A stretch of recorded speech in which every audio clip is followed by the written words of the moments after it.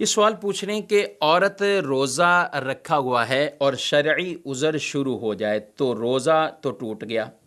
تو کیا اب وہ کھا سکتی ہے یا وہ دن روزہ دار کی طرح گزارے گی؟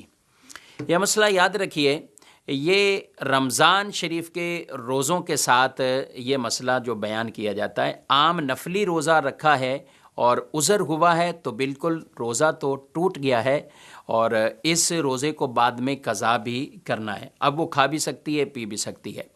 رمضان شریف کے جو فرض روزے چل رہے ہوتے ہیں، اب اس دوران دن کے اندر اگر کسی عورت کو مخصوص ایام شروع ہو جائیں تو اس کا وہ روزہ ٹوٹ گیا، جو روزہ رکھا تھا وہ تو روزہ اس کا ٹوٹ گیا۔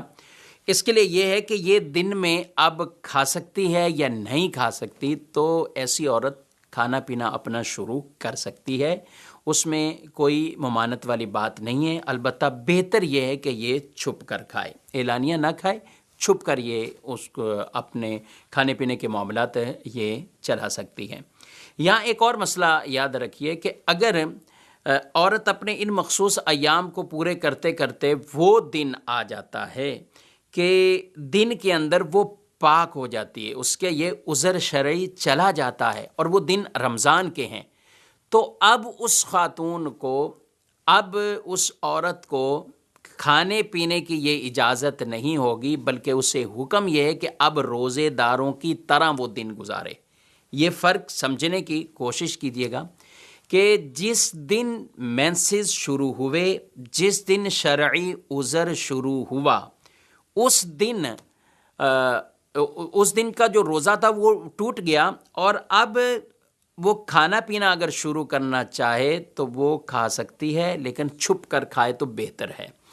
اور جس دن اس کے مخصوص ایام ختم ہوں گے تو اب اس ٹائم سے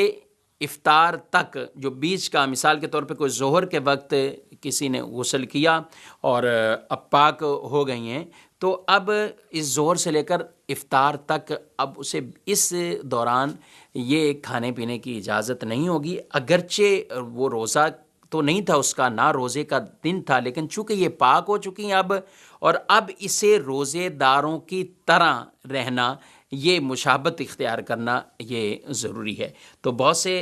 اسلامی بہنیں، خواتین اس مسئلے میں کچھ کنفیوژن میں آ جاتی ہیں، تو امید ہے کہ یہ مسئلہ اچھی طرح سمجھ میں آ گیا ہوگا۔